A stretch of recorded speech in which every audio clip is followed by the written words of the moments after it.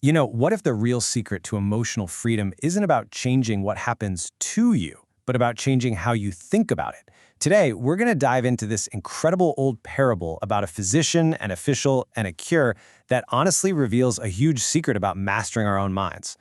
So this whole explainer really boils down to one fundamental question. When something happens to you, does that event get to decide how you feel? Or do you hold the power? This ancient story, it gives a really profound answer.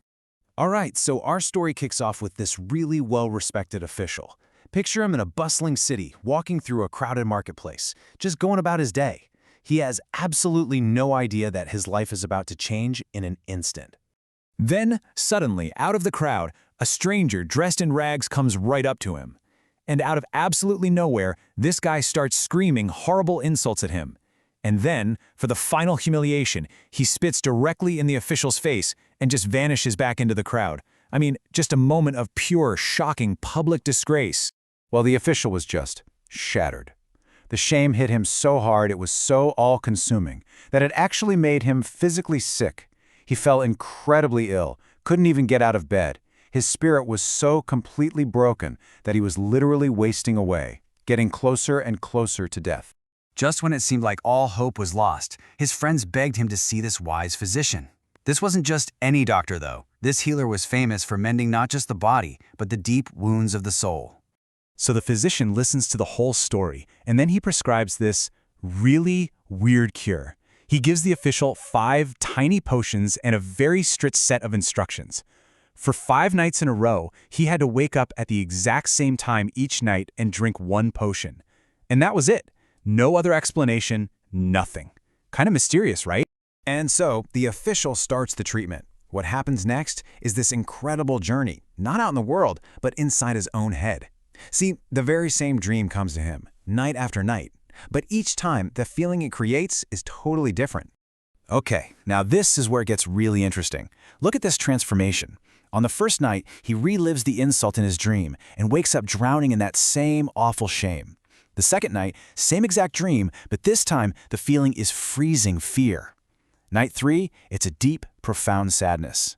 But by the 4th night, you can tell something's changed. The same event just causes a little bit of surprise. And then, get this, on the 5th and final night, the dream of his worst humiliation fills him with this sudden, unexpected joy. So he wakes up feeling happy, but also completely baffled. I mean, how could the memory that almost killed him with shame now be the source of joy? It made 0 sense.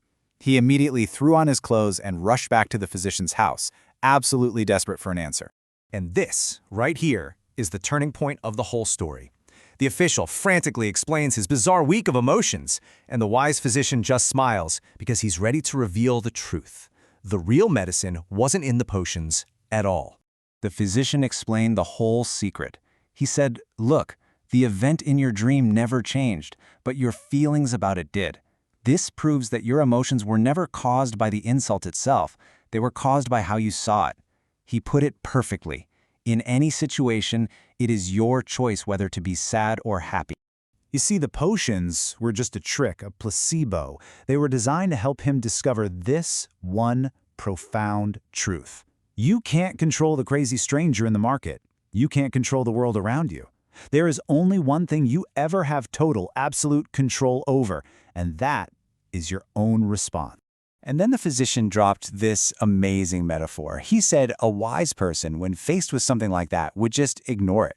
Why would you give power to the actions of a madman? His spit, his words, they're meaningless. They're no more a personal attack than a random gust of wind blowing dust in your eye. It's just something that happened. It says nothing about who you are. So the real cure wasn't a potion at all. It was a choice. But the big question is, how do we actually take this ancient wisdom and apply it to our own modern lives? This really lays it out perfectly. Whenever something negative happens, we have 2 paths. On one side, there's the automatic reaction, right? We let feelings like shame or anger take over immediately. We let the event control us, and we end up sick with emotion, just like the official. But then, there's the conscious choice. This is our superpower. It's about creating just a little bit of space between what happened and how we react. In that space, we can acknowledge the event, sure, but then we get to decide on our response. Maybe it's indifference, maybe it's peace, or maybe it's just deciding to move on without letting it stick to us. So, you see, the real medicine in this story isn't something you drink. It's this powerful idea that you internalize, the absolute, unwavering knowledge that you are the only one who gets to write your emotional story. The event is just the prompt. You're the author of how you feel about it.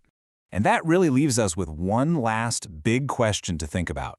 What's the dust in your life? What are the things you're treating like a deep, personal insult, when maybe they're just dust in the wind? What events, what words, or what people are you giving the power to make you sick, when you could simply choose to see them as meaningless and walk away totally free?